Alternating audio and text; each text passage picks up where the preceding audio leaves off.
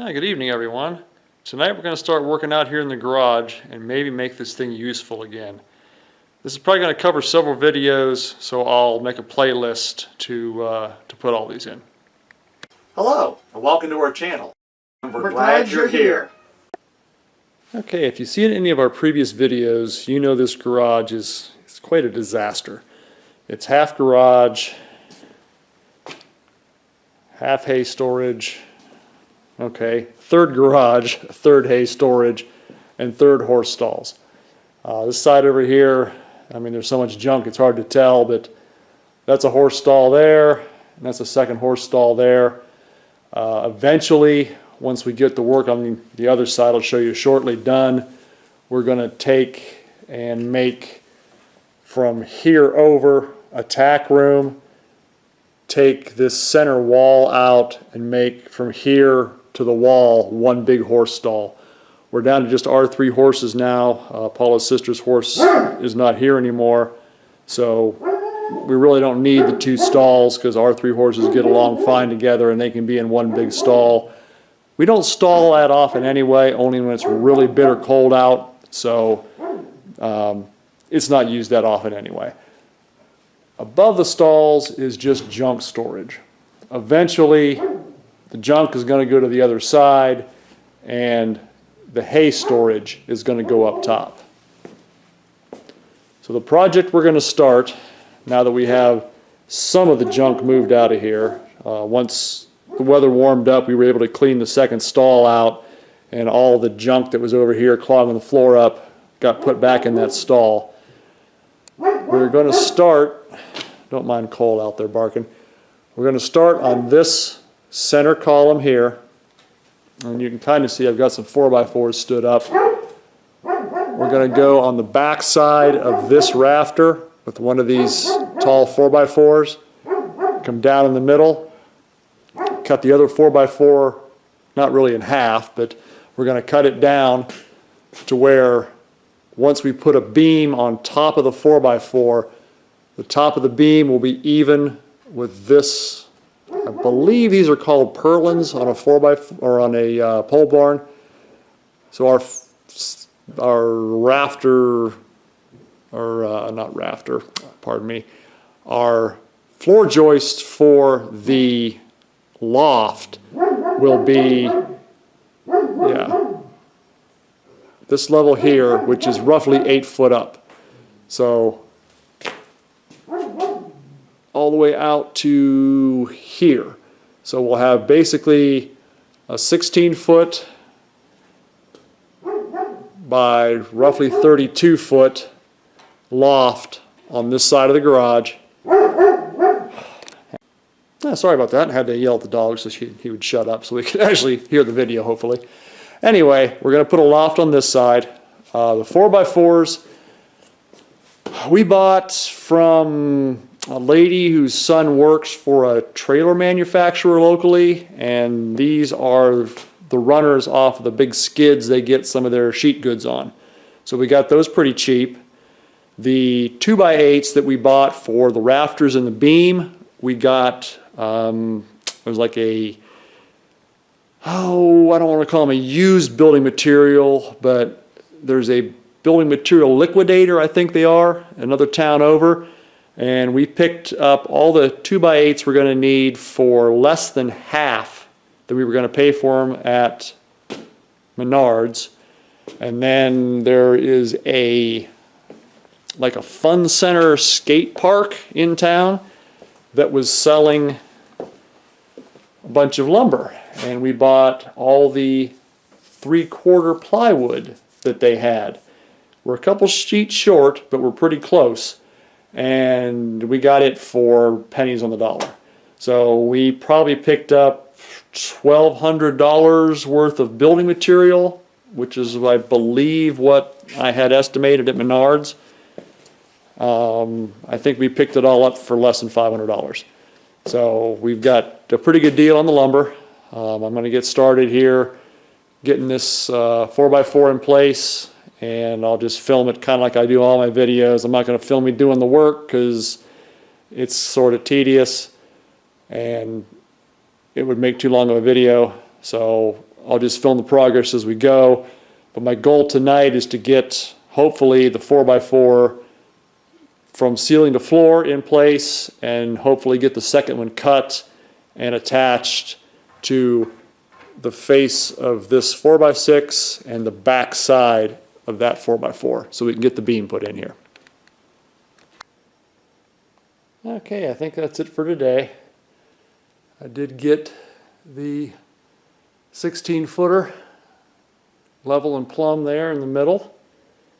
Got the first support piece on the back of it. It's not attached yet because I need to put the floor anchors in. And you think I can find my 3/8 concrete bit? No, I can't.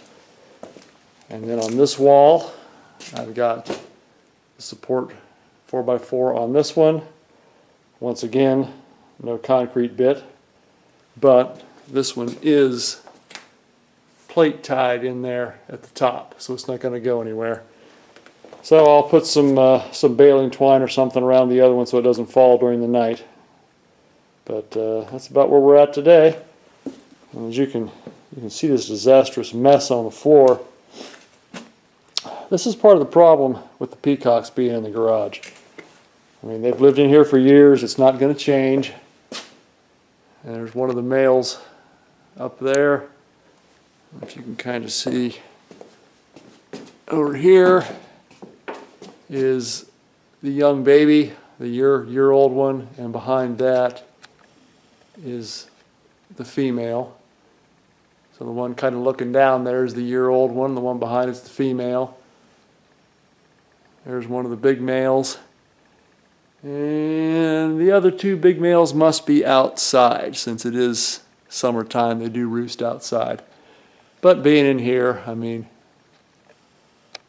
that's peacock poop there on top of the garage door track, all the way across up there.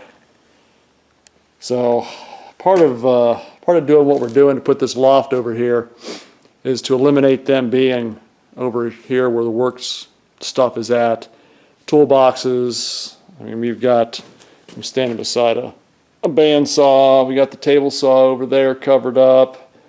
There's the miter saw. It was covered up with the table saw, but I used it tonight. So we have to be careful when we put stuff out here because of the peacocks. So once we get this loft in, we have, I think it's like old bale wrap, that green kind of a mesh. We're going to take that and we're going to cover this entire rafter all the way down to the bottom of the loft, so that they can't get back in there anymore, and possibly down here as well, so that the shop area where the tools and the workbenches and all that kind of stuff is, they won't have access to it anymore. They'll still have all these rafters here to roost in, and they'll be able to get in up here where we're going to start storing the hay. So they'll still have plenty of room to do what they do in here, which is mostly poop. But I mean, they're in here in the wintertime. They hardly leave when there's snow on the ground. So they're in here a lot. But hopefully, doing what we're going to do over here, getting that round bale cover stuff hanging in here, will keep them from getting in these rafters and pooping on. Well, basically, everything that's stored over here is going to get cleaned up and moved to this side. So hopefully that'll keep them from pooping on that. And once the loft is in and all the tools and benches and toolboxes and so forth are rearranged, they'll stay out of here and not be pooping on that. I mean, that's kind of disgusting, but that's all peacock poop on the corner of the workbench there. So this has been needed to be done for a long time. We're finally getting to get this done because this garage is just a disaster. Like I said, I need a 3/8 concrete bit to put these brackets in the floor, and I can't find it. So I'll probably have to go buy another one, so we'll end up cleaning this garage up someday and find 12 of them. But there's where we're at tonight. We got the first support pole in there. We got support poles in here. Get those anchored to the floor and attached at the top up here, and we'll measure and get this beam built, get the beam in, and start putting the rafters in. We'll also have to put a 2x8 across here for the rafters to go into, and also across here. So we'll get on that the next couple days and see how we do. Okay, not a whole lot different to see today, but I did get the 3/8 concrete bit, so the anchors are in the floor there. And I also added a couple lag bolts to hold that into the wall. And same thing over here. Got the lag bolts in on this corner, or not the lag bolts, but the anchor bolts. Added 2 lag bolts, past it, there it is. 2 lag bolts on this side of the pole. I'm not sure if we can see them from down here, but there's 2 lag bolts holding the post to the rafter bottom. And then around on this side of the pole, we've got the 2 anchor bolts in the floor. I use the same trick we use at work with the anchor bolts. I drilled the hole all the way through the concrete into the dirt. This is like 4.5, 5-inch concrete. Those lag bolts are only about 2 inches. But the idea there is, those don't come out in an upwards manner, but you can drive them in deeper. So if for any reason we ever decide to take this loft out, which is highly, highly unlikely, but if for any reason that's ever taken out of there, all you have to do is take a punch and drive those anchors down into the concrete. You don't have to worry about trying to cut them off. They're not sticking out, stubbing your toe on them, catching stuff. So it's just a trick we use at work. Whenever we anchor something to the floor, we always try and drill all the way through the floor so that the anchors can be driven through if needed. And then you can always drive another anchor into the hole as well if you decide to put something back there and the hole's already there for you. The only other thing I got done tonight, pardon the peacock, is the beam pieces are cut. But the only problem is, just like last night where I couldn't find the 3/8 concrete bit, today I can't find the the construction adhesive we bought. So I have to wait for Paula to get home. Hopefully she remembers where it's at. We bought this stuff in the winter time, so I didn't want it out here in the garage with all the brackets getting cold. So we left it in the house, and I can't find where it's at. So hopefully we'll get the construction adhesive tomorrow morning sometime. It's supposed to rain all day tomorrow, so we might get some work done in here. But we can get this beam glued together and nailed together, and at least get the beam across there, and maybe put the boards on both ends, get them all marked, maybe start getting the joist hangers on them. So progress continues. Well, good evening, everyone. It's been a few days since we've been out here in the garage and got anything done. Been a lot of mowing happening in the morning. It's springtime, this grass just been growing like crazy. Seems like every day it gets just enough rain to keep it growing good. So I'll try and catch up where we're at out here in the garage. We did get the beam up.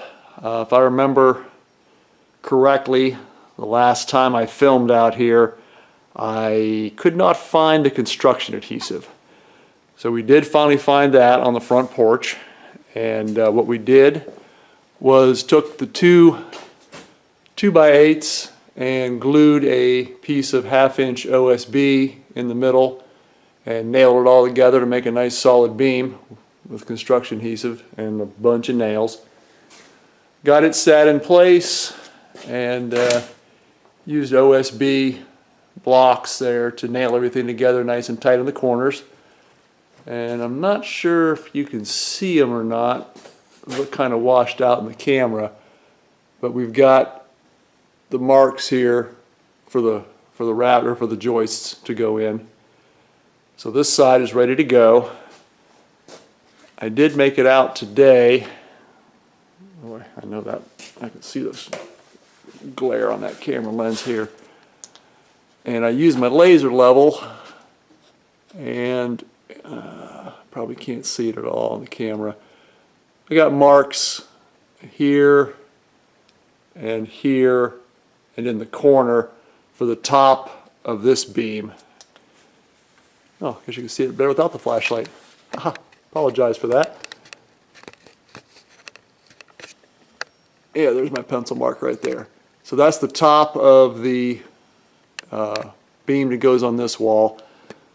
So what we're kind of planning on doing is, since we've got these workbenches over here, we can clear the junk off the top of the workbenches and access this back wall, or I guess technically that's the front wall. So we'll access this wall, use these benches as a work surface. It's just about the right height for me to work off of those benches. So we're going to get the joists in over here and probably deck this side. And then over here on the other side, behind those toolboxes, is probably 6 feet worth of junk between those and the walls. Technically not junk, but just stuff. There's some lumber back there, I think a couple old doors, looks like some tiki torches and a pole chainsaw in the corner. Got another ladder back there, and I think there's a couple generators on the floor behind the toolboxes. So there's way too much over there that we can get in there to work. So we figured if we get this side decked, maybe some of that stuff can be put up here out of the way for a permanent storage area, and maybe we can move some of the toolboxes and stuff out of the way at that point, and we can start working on that half of it. So the goal right now is to get this side finished so we have half of a loft, and then we can start working toward the back there. So I think we're going to end this video here tonight. We'll see how much I can get done, and we'll film the end of tonight and go ahead and post this video and then do update videos as we go. Otherwise, this is going to be a long video that spans several weeks. So let me see what I can get done today. Pardon the peacock. I'm going to try and get this beam in and possibly the end rafter or end floor joist, and maybe work my way back toward the side wall there. So I will let you see what I've got done tonight, and we'll go from there. Well, that actually didn't go so bad. I got the beam on this front wall, and it is already marked for the joist, and I got this end beam across here, or end joist. Oh, well, how well we can see this. Back side of this is just regular wood 2x4 look, but the other side